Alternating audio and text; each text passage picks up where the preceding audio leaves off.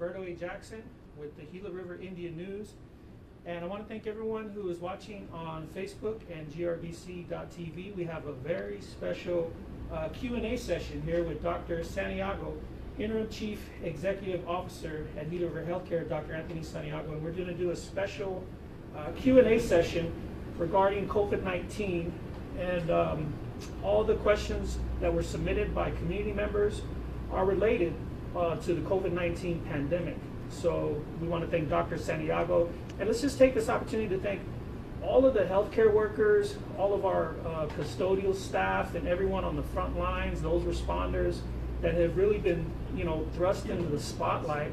And we just really get to get the full scope of how important they are to our daily lives. And when a pandemic and something of this proportion hits us, not only in the community but worldwide, we can really acknowledge, just how important they are and just the tremendous efforts that they've been doing, sacrificing their own lives so we can hopefully get back to normal sooner than later. And so, Dr. Santiago, with that said, the first question is, where did the coronavirus come from? So what are just some of the bare essential facts of what is the coronavirus?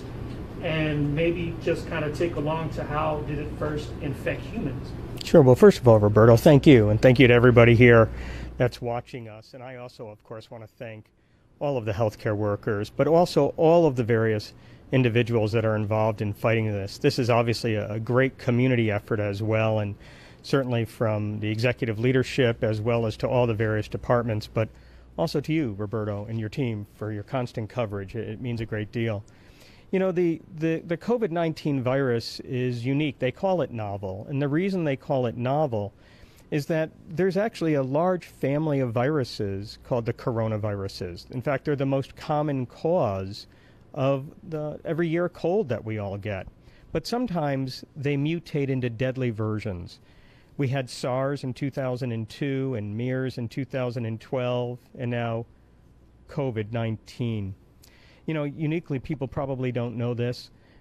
Actually, COVID-19 started in bats.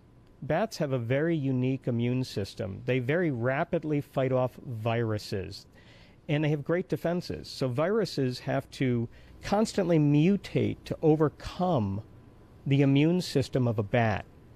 And unfortunately, once bats infect other animals, those animals don't have those host defenses. And that's what actually happened. It was actually from bats transmitted to other animals that eventually infected a human. And because humans have never confronted this particular strain of the virus, we have no defense against it. But what about bats being a delicacy? Is that part of the origins of this virus? It isn't. It has nothing to do actually with eating the bats themselves. And the bats are not affected by the virus themselves. It's actually through a rare animal called a pangolin, which is a rare endangered animal that's used in traditional Chinese culture. And they believe that may have been part of it. That's one of the theories, but we're certain that it probably came from bats and eventually came to humans. Well, it's quickly spread, and so now we're in this position of the global pandemic, and the virus, how does it spread and how does it affect people? Well, we're dealing with over 840,000 individuals worldwide, and as we know, that have unfortunately succumbed. And let me correct myself. It's about 2.5 million worldwide, but about 840,000 Americans. 2.5 million. 2.5 million people worldwide, about 840,000 cases, but more importantly, what's going on locally. Here in the state of Arizona, nearly 6,000 cases and almost 250 deaths. And so from a small community in China to become so global and to actually be here in our own community. And the fact is it's highly transmissible. It's a very contagious virus, and typically what happens is that it's in small particles that we cough or sneeze. And the virus is ultimately inhaled by a person. And viruses are very unique. For people who may recall this from biology class, you can get an infection from a bacterium, and we take antibiotics for that. But a virus, we don't necessarily have medications that defeat viruses. That's why we get the same common cold every year, and our body has a defense against it. But what happens is that this particular virus latches on to the cells in our airways, and very much like a lock and a key, it opens up a receptor called the ACE2. And these receptors are very abundant in our lungs. And once the virus gets in, it kind of joins with the cell's machinery, and it starts to explosively replicate. The cell starts to swell, it dies, it bursts, and those virus particles go on and infect other cells. Is that graphic we see with like the red flowerets kind of coming out of a global little tiny cell? It looks like a medieval, ball and chain, a maw, right? And that's actually the virus itself. Wow. And it gets inside cells, takes over the machinery, it bursts out more viral particles to more cells. And unfortunately, part of the problem isn't just the virus itself, but it's our body's natural defenses. And this is why some people can get very sick and others perhaps have very little sickness. There may be parts of the virus itself that act differently in different people, but we all have different types of immune systems and vulnerabilities, all have different genetic susceptibilities. And that's why we know perhaps as many as 5 or 6% of people may actually be infected and have no symptoms at all. Many, many people will ultimately recover and do well, but a percentage gets severely ill and can lose their lives. So before we move on, and we have just a lot of questions, and we want to thank Dr. Santiago, Gila River Healthcare, the board, and everyone, GRBC, Communications and Public Affairs, because, in these questionable times, it's just never enough information that we can get out. So this is just one of those rare opportunities, and we want to thank everyone that made this possible, everyone behind the scenes, and all of you that submitted questions. The community is very knowledgeable. There's still some, little gray areas and blind spots, and just for myself, if I can indulge you for a moment, there's some terms now that we're using every day that we never had before. Like the labels of the virus, such as coronavirus, such as COVID-19. Can you break down those for us, and what are we saying when we use those terms? Sure. So again, coronavirus is a very large family of viruses. More than 30 viruses are in that family. And COVID literally means coronavirus of this particular type in 2019. And again, it's unique, just like we had SARS and MERS are also coronaviruses. But there are a lot of terms. There's a lot to this, but I think the most important thing is to recognize it's different than the flu. And I know that I've been getting a lot of questions from people, geez, we have a flu season, we take a vaccination, even though people can get very ill from it, we have protection from it. Why is it so hard to create a vaccine for this type of virus? And we can go into that, but I can tell you that there are nearly 100+ clinical trials right now trying to develop a vaccine. And another one of those terms we hear, social distancing. I'd rather not call it social distancing. I think we need to be socially closer than ever, hence what we're doing here today. But it is physical distancing. And the idea is that until we have a vaccine that gives us a natural defense against this virus, the best version of a vaccine we have right now is physical distancing, or things like you and I are doing today. We're wearing a mask. Certainly, yeah, and it's become a part of going out, just on your everyday routine if you are out and about in public, and also there's a way that we're referring to this virus as being a pandemic. So what does it take for a virus to reach those proportions? Sure. So it has to be able to spread across certain number of geographic regions, and that's really the issue, that it's unchecked and it can get across. As you've seen, to be a worldwide pandemic, probably in our lifetimes, neither of us have ever heard of an actual global pandemic of this nature. But it's the ability to travel across specific different geographical regions that makes something a pandemic rather than a local infection or outbreak. Okay, so when you mentioned that the virus affects people differently, some of us may display symptoms more severely than another person, but why does the virus sometimes ultimately cause death? Well, again, everyone's been reading on the news about fever, and certainly cough and shortness of breath. Roberto, the average person who is going to be ill typically has their first symptoms within the first 2 to 3 days. And often fever is the most constant symptom for all patients. Some elderly patients who can't mount a fever might just be confused. They might have fatigue at first. Some people may have diarrhea. But ultimately, the reason that the virus causes death is how quickly it attacks the lungs for most patients. And it causes the lungs to become very filled with debris. All of the secretions and the dead cells, because of the virus, clog the airways, making it very difficult for a person to get air into their body and oxygen into their bloodstream. But the virus actually has some direct effects as well. It can affect the kidneys.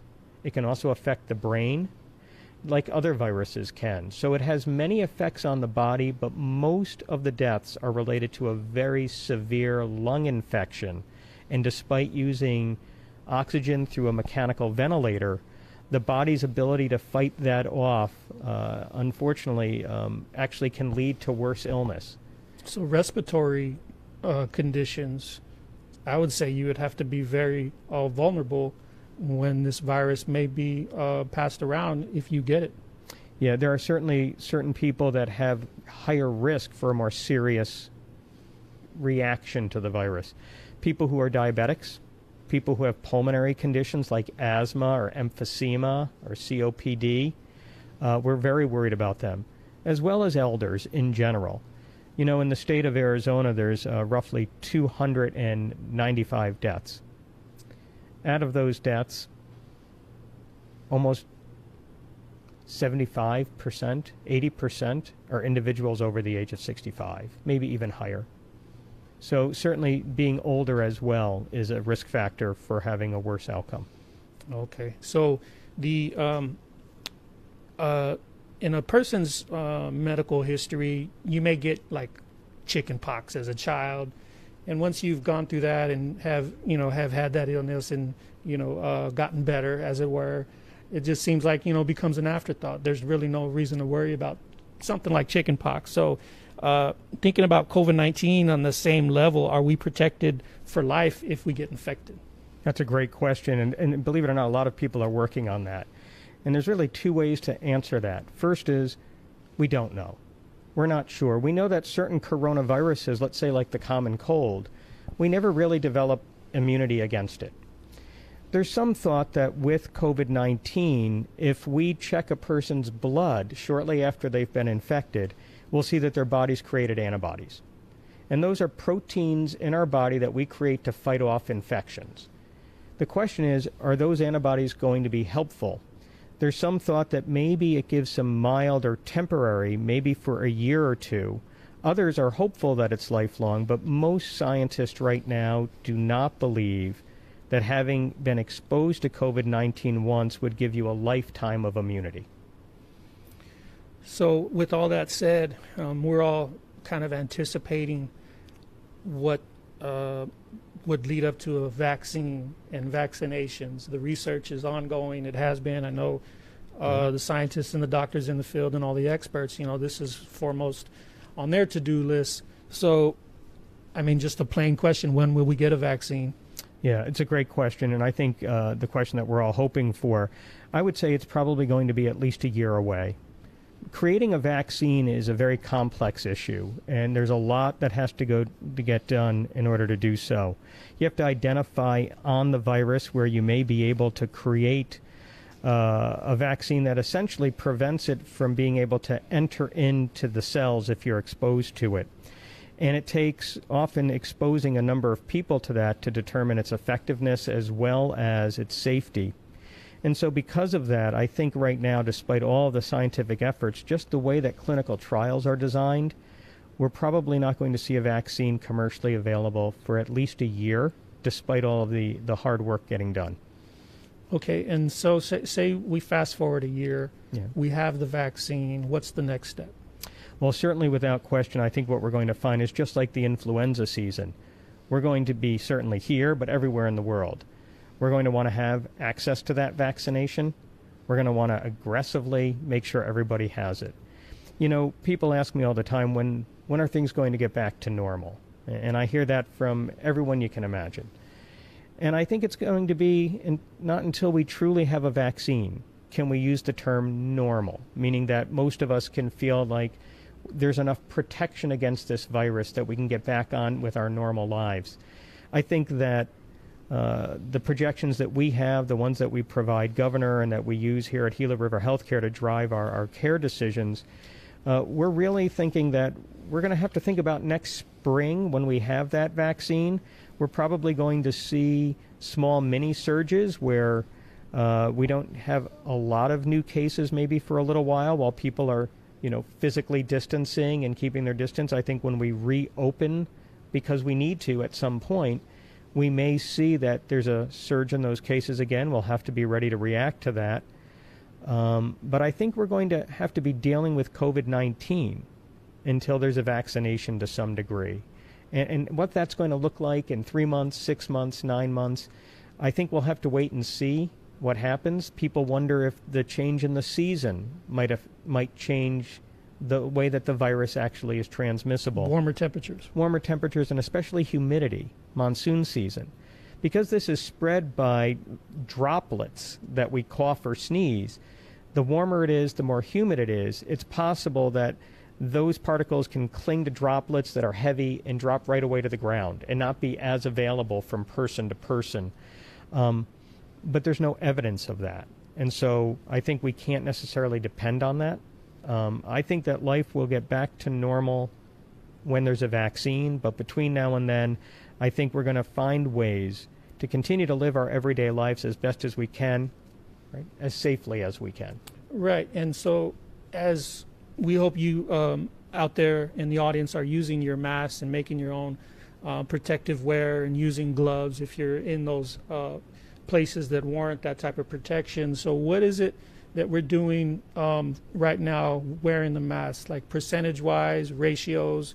How more protected are we that me and you together are both wearing this gear?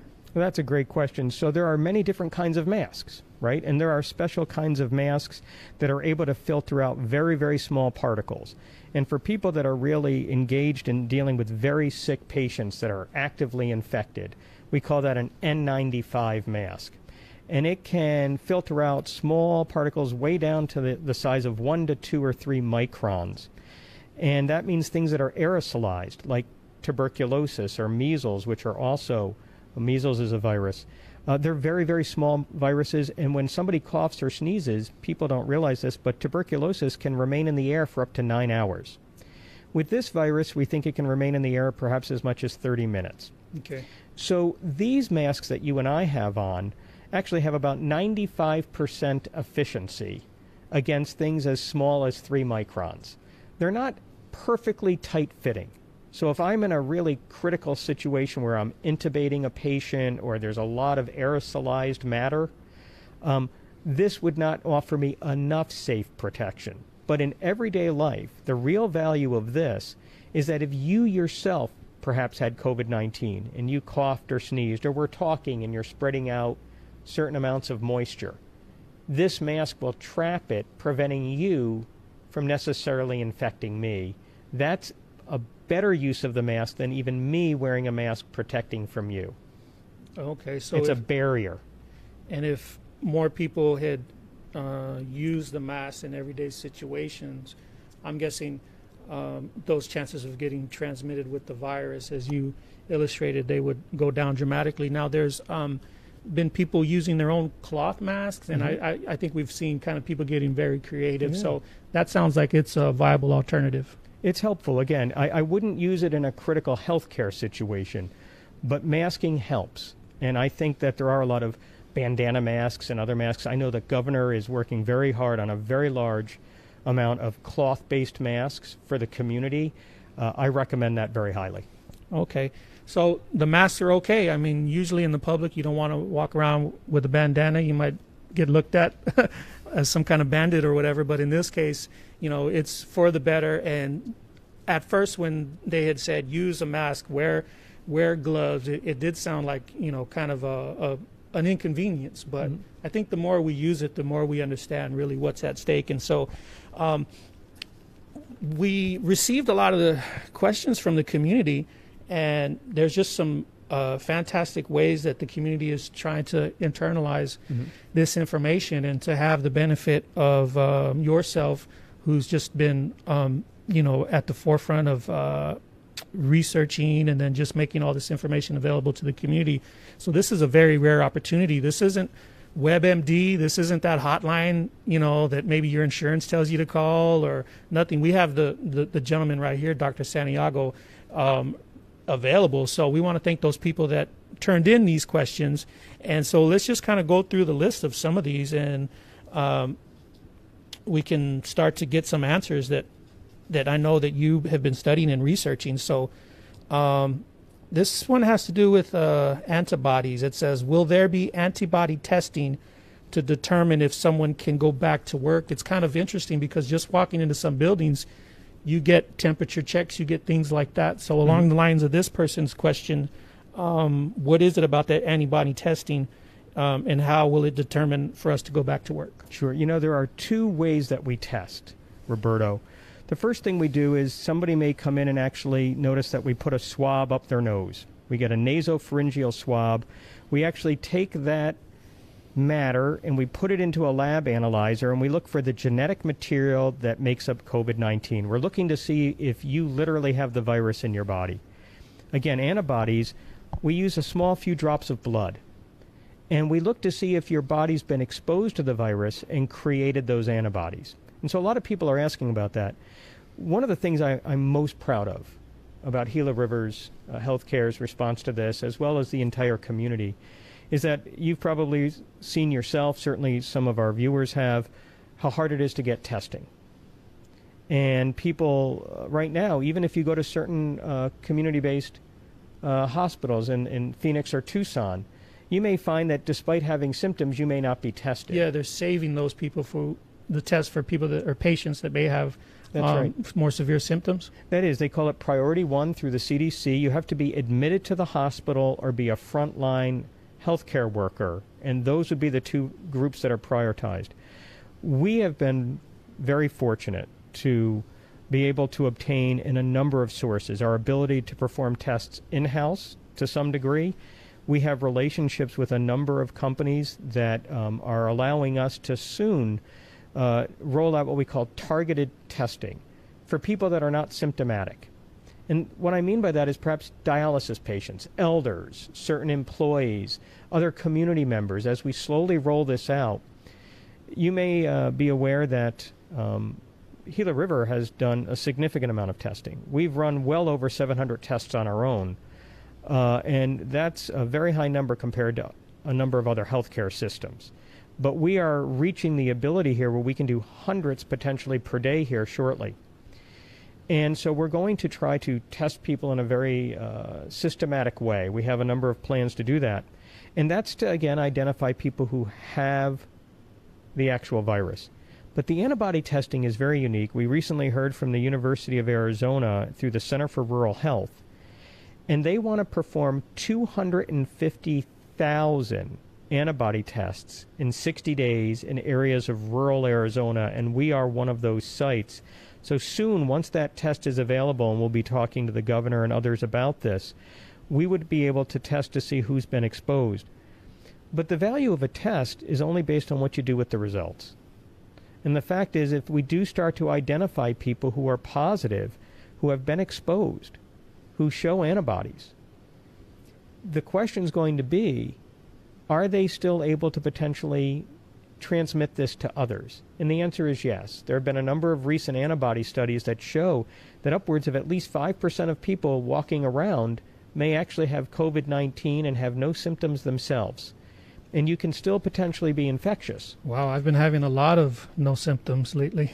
Yeah, you've had a lot of no symptoms, right? All of us. And so the purpose of the antibody testing is we could potentially identify people who may be at risk of giving it to others, and then we can find a way to isolate and quarantine them so that they won't necessarily infect others.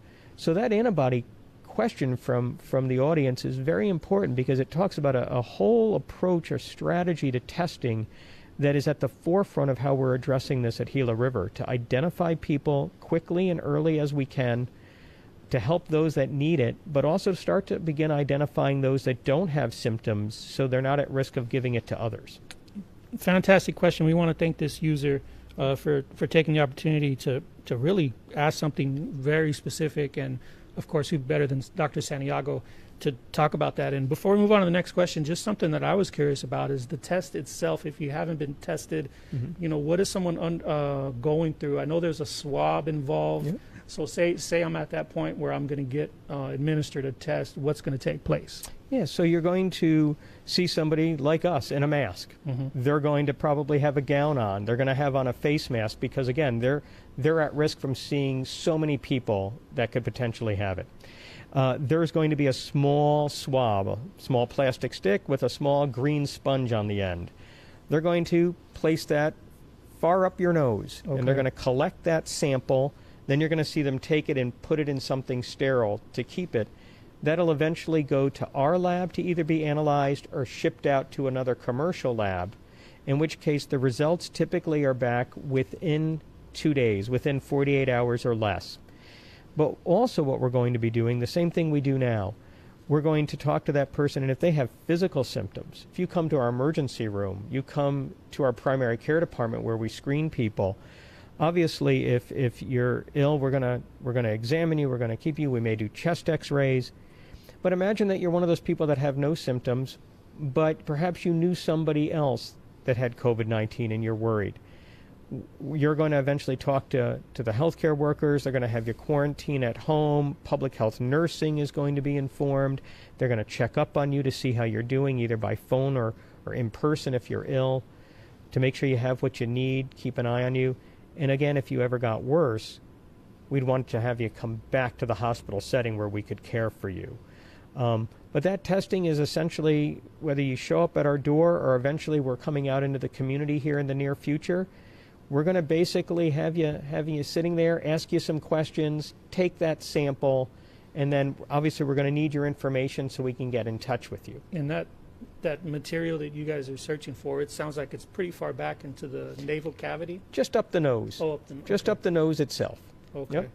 All right. So it doesn't sound too pleasant, but I mean, if takes a moment. Yeah, if you have a moment to spare for just a little bit of inconvenience, and we can get that sample, and then you could be on your way, hopefully.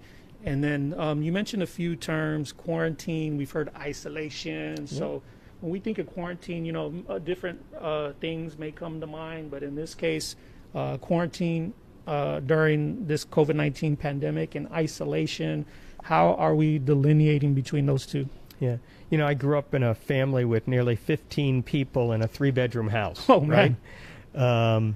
And so how do you quarantine when you're in a whole family, right? And there's a few bedrooms. Right. But you can. And one of the things that we do is we ask people, right, to stay home. Okay. To pick a room in the house that can be theirs if there's somebody who's ill. We try to make sure that they're frequently washing their hands, using sanitizer. We want to make sure that they're wearing a mask while they're at home and others are not coming in that room and spending time with them. If possible, we try to, if there are 2 bathrooms in the house, we try to get people to who may be ill, use one and others use another. If that's not possible, cleaning it down. Even using things like plastic utensils and things so that people aren't touching the forks and the spoons of another person. But quarantine means just that, to be as isolated as possible if you're ill. The term isolation alone, I think we're just using to say we don't want people thinking about everyday life things anymore. You really have to stay home, limit what you're doing, limit all of your gatherings. And, Roberto, this can be heartbreaking because there are weddings. There are funerals. Governor has made some very tough decisions when it comes to Yes. gatherings and funerals and those types of services. Yeah. But, I mean, it's not those decisions were made with all these things in mind, right? They are, and we have a task force, a unified task force that Governor and Lieutenant Governor have asked for, and it includes many various GRIC departments, from Office of Emergency Management and Tribal Health Department, GRHC. And these are the questions posed, and the governor asks us best advice, and he makes decisions with Lieutenant Governor and with the council. Funerals are a very sensitive topic. We need to be able to support that, but in the safest way possible. So there are orders about that to limit the number of people. We use our resources on the task force to make sure people have protective gear if they don't when they attend it. But I think all over the country, this is our big recommendation, and that is we understand you may have a very small gathering if somebody passes to keep it safe. You can always have a more significant memorial later if somebody does pass during this time. But again, these are tough topics. These are the things that touch all of us, and yet we do have to make important decisions to keep people safe. I remember when that question was brought up early on in the process in March, I think, when a lot of these questions were being addressed and surfaced, for the first time, and just how they've progressed. It's just really fascinating. So there's the next question. I think this is something a lot of people can relate to. It says here, I have had, in quotations, mild symptoms and have remained at home for the past 2 weeks. They go on to say, will I need some type of documentation that I am negative before returning to work? So this is an eager individual that wants to, continue on with their normal routine. And I guess as a little PS here, it says, I am not employed by GRIC or GRHC. Yeah. So perhaps they work in town. They have an employer that they're concerned about because they have been gone for 2 weeks. Is there a badge? Is there a stamp? Is there one of these that they get to let everyone know they're okay? Yeah. Well, I can't speak about other employers. Okay. I can speak about us. And it is true that if a person has had symptoms and tested positive for COVID-19, we have a very strict protocol. They're quarantined. Ultimately, they're retested.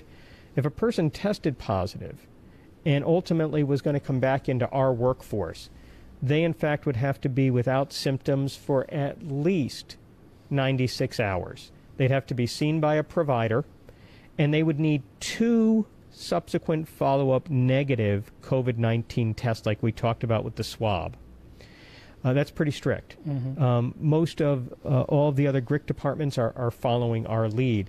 When it comes to a private employer, I can't say for sure that everyone's following the same recommendations. For this individual, it seems like from the question, they haven't necessarily been diagnosed with COVID-19, but they've had mild symptoms. It may have been suspected. They seem to have been convalescing and quarantining at home. They'd like to get back to work. What should they do? Considering that question most likely came from a community member, we'll assume, I would recommend that they call our hotline here at GRHC, and that can be provided, or they can come to our emergency department or primary care. Please wear a mask. Inform somebody that you've had symptoms. And it may well be that we need to test them anyway so that we know whether they've had it or not. I don't think other employers are going to necessarily require that they be tested, but I would recommend that at least for community members, we want to test people that have symptoms right now. We will soon, in the next week or so, maybe a week to 10 days at the latest, we're going to start rolling out a lot of testing for people who don't even have symptoms. And we'll have more to follow, and you'll hear that on some of Governor's reports, and I'll probably join him on one of those video PSAs to roll out that plan to the community. Okay, so to this anonymous user, just come to GRHC, call that hotline, get a clean bill of health, as they say, and then hopefully this employer will let you back in with open arms, so to speak. So there's quite a few more questions. This one says, in respect to here on the community, are we sharing numbers with the state? Now, I know that Gila River Healthcare has a good relationship with the state, with other healthcare systems, and so it seems like there's a lot of communication going on. So how is that information being shared back and forth? That's actually a very relevant question, and so whoever asked that, I'm surprised, because that's very technical in some ways. Obviously, somebody might have thought of it through sovereignty, but in this case, you're right. We, at Gila River Healthcare, of course, we communicate completely with Tribal Health Department and other tribal health entities. They have relationships of reciprocity with various county and state health departments. When it comes to actually reporting to the state, though, it's interesting because a lot of the reporting that goes out of our nursing home, our caring house, dialysis centers, the healthcare. We do not, on a regular basis, communicate directly with the state of Arizona, but they have been making significant requests for statewide readiness for us to start reporting things about the number of our patients, the number of our beds, our resources. And in fact, our board today looked at those resolutions, and they'll go to Health and Social Standing Committee. And we will come up with a community-based approach to how we share mutually with the state. Our goal, of course, is we want to be part of that community. At the same time, it needs to be mutual. Mm-hmm. They also need to share information with us that may be of value to us as well. And so the various forms of governmental leadership will make that decision, but Gila River and our board are putting forth a proposal to share some of that information. But again, the community will make that ultimate decision. There's a couple directions that I want to take this. Number one is we haven't quite mentioned other tribal communities, mm-hmm. and I think we're all very concerned with what's going on in Navajo and surrounding tribes. Mm-hmm. And so what are just some of your thoughts on that? How mm-hmm. have you been observing what's been taking place in these other vulnerable tribal areas? Well, first, we obviously have a strong relationship with a number of the other tribes. And in fact, with Salt River and with TO, I have a phone call at 4 p.m. every Friday. Mm-hmm. And we update each other as healthcare. Good. From the healthcare leadership. Governor, I know, has significant relationships with the governmental leadership of those tribes. And so we do. We share best practices and resources on how to help each other. When it comes to what's happening in Navajo Nation, it's devastating. In fact, I've read some reports that it may be the fourth most affected community in the entire country. And it is heartbreaking. And I think that the numbers that we're seeing underestimate the amount of potential exposure there because, again, testing is so limited. Gila River Healthcare is in a unique situation. We are a very sophisticated healthcare organization based on the fact that it represents the tribe, and the tribe is as well. We've put a number of practices in place that I think why we are doing well, and that's not in any way to disparage another tribe, but we're very proud of the efforts and of the community's efforts to keep us safe. But we are trying as best as we can to assist anyone who walks in our doors. But we also have to be cognizant that there are going to be surges. There are going to be more cases. And so we are first predominantly focused on the community's needs. But it is obvious that when one looks at the state data, Roberto, a disproportionate number of Native Americans are affected. Out of the nearly 6,000 cases, nearly 7 to 8% in the state are Native Americans, and nearly 20% of the deaths are Native Americans.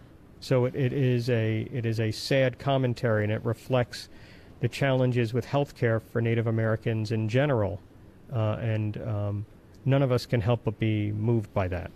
Yeah, it's just one of those very frightful things when we look at what's happening in other tribes, and I think that is a testament to the work that the Gila River Indian community has done in the healthcare field. They had the vision and the foresight to establish this healthcare system, along with telecommunications and then just those mm-hmm. other ventures. And here we are now in 2020, and these resources are just proving to be invaluable. And this one, before we move on to what this last question says, we talked about it a little bit, but in terms of peaks and those kinds of things. So I know those change. There's various projections. But with that in mind, this individual says, when will things get back to normal? And so we're just kind of wondering, how that curve may factor into it. But you kind of touched on it before, mm-hmm. but it's just really hard to answer that, in a short way, because there's a lot of things involved. There are a lot of things that go into it, but we have a number of projection models. The state of Arizona thought that they would reach their peak on April 22nd. We don't think that they have. We see a continuous gradual increase. That was yesterday. That was yesterday. Okay. And we think that we haven't reached our peak yet. We continue to see new cases. There are well over 300 new cases just yesterday alone in the state, and 20 deaths. So we still see increasing numbers. We have not reached our peak yet. And what we expect is kind of waves of this throughout, I believe, going into the autumn, and then again through the flu season until we get to a vaccine. So I think what we're going to see is a gradual, steady increase in cases. Fortunately, we haven't seen something like that's happened in New York or in Louisiana or Michigan. But I think part of that is because of the resolve of the governor and the leadership for things that are difficult to do, but were necessary steps, closing schools and other executive orders. So when are we going to get back to normal, and what does normal mean? I'd have to say again, as I said earlier, I think until there's a vaccine, we're not going to see things go back to how it was probably before COVID-19. That doesn't mean, I think, that every day we have to be panicked. I think that we have a lot of things in place that are helping us get through this. So what I want to say to people is, we are living right now with COVID-19. And as long as we continue to be safe and practice the advice that's given, then we don't have to hopefully die from COVID-19. We can live with this right now.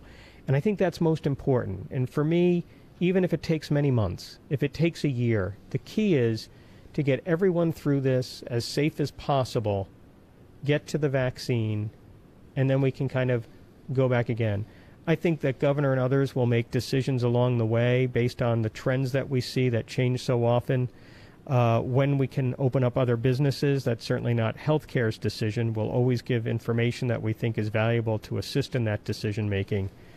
But I think if we think about normal as before COVID-19, I think we need a vaccine in order to say that. Okay, so that vaccine is just the really the strong indicator that we're going to be able to judge this from. So looks like we're have quite a bit of viewers. I don't know if you're familiar with Gila River Broadcasting Corporation's Facebook page, but they've done a number of live broadcasts that have just been very successful. They did one at the Heard Museum, one of Miss Gila River, and so this is kind of the trend that we're just glad to be a part of when it comes to broadcasting in the community. And so I don't know if you guys remember the movie Spaceballs, but that's me looking at me live, looking at my phone. So it's just kind of this weird continuum that we've got into. Like a matrix. Yeah, there's definitely a matrix here. And so there's a couple comments maybe we can go in here. We have one individual said, "Thank you for the information, Dr. Santiago and GRBC. Very informative, very worthwhile venture." So maybe we can come back and do it again. So just to do a quick recap, we talked about where did it come from and how did it first infect humans. So we kind of put the bat, center stage. Yeah. And you mentioned how the bat is able to transmit that to other mammals. And so that was just fascinating. And then we also talked about how the virus spread and how does it affect people. And the virus-ridden particles are inhaled by others and come into contact with cells lining the throat and larynx. So why does the virus sometimes cause death? So the virus can cause severe problems, and it happens when it moves down the respiratory tract and infects the lungs, which are even richer in cells and those ACE2 receptors. Okay, so that's good stuff. And then it says, are we protected for life when we get infected? We touched on that. The vaccine, which is like the $1 million question. And then some of these community questions, too, there was some good stuff about the antibodies. They talked about the numbers and then the trends and all these models. So it looks like we covered quite a bit of stuff. And I know I mentioned this off air, but just to kind of get to know you, get to know Gila River Healthcare and all their capabilities, it's just been a real honor. These circumstances are not ideal. Right. However, it seems like your role has kind of, expanded. You're doing things probably you may not have done prior to your work here in the community. And so what's the transition been like for you on a professional level? Because this is something that I think that we can all appreciate to have someone like you in this position. I appreciate that. It's so important that in life to be able to be of service, to be able to be at a time and a place where you can offer your best efforts. And so it's a privilege to be here. I get enormous support from our board and from all of the staff at Gila River. I also get a lot of collaboration from all of the other GRIC departments. So although I may be the person speaking right now, I'm representing nearly 2,000 employees and certainly a number of other colleagues in the other GRIC departments that partner with us on a daily basis. From a personal basis, I think that what's most moving is that it's moments like this, I think, that remind us how much we all have in common and how much we depend on each other. And when there are moments where there's doubt and there's worry, I think we find out that we have very deep roots that connect all people. And I think we see a lot of better angels come out.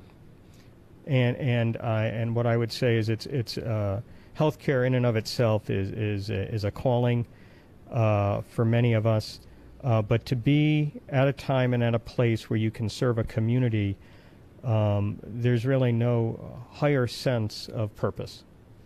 Sage advice from Dr. Santiago, and there's a physical health concern when it comes to COVID-19. I'm not sure how much background you have in the mental health aspect of it, but we certainly want those people that may be anxious or have that type of anxiety to kind of seek the help along the same lines, because the whole concept of mind, body, and spirit, all those three factors into a person's well-being, they're all equally important, in their own ways. So if you are experiencing that, we want you guys to definitely get on track. So, and if I can say, Roberto, please, we have a robust behavioral health program. We're very focused on our own employees and our own staff and the community and our patients.